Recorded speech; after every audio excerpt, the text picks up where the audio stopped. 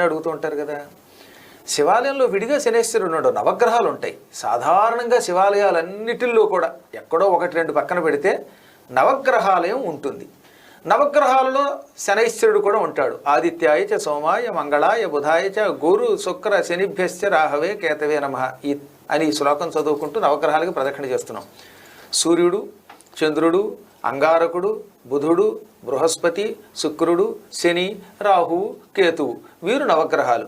ఈ నవగ్రహాలకి ప్రదక్షిణ చేశాకే శివాలయంలో శివుడికి ప్రదక్షిణ చేయాలని చేస్తున్నాం.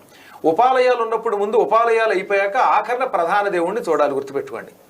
ఇప్పుడు మీ ఇంటికి ఎవరైనా వస్తారు, మీరు ఒకవేళ నిజంగా మీ ఇంటి దగ్గర సెక్యూరిటీ గార్డు పెట్టుకున్నారు, ముందు సెక్యూరిటీ గార్డు అనుమతి ఉంటేనే లోపలికి వెళ్తామా, లేకపోతే లోపలికి వెళ్ళొచ్చాక సెక్యూరిటీ గార్డు అనుమతి తీసుకుంటామా? కాపలవాడు ముందు వాడే లోపలికి పంపాలి, కాబట్టి కనబడేది ఎవరు అక్కడ?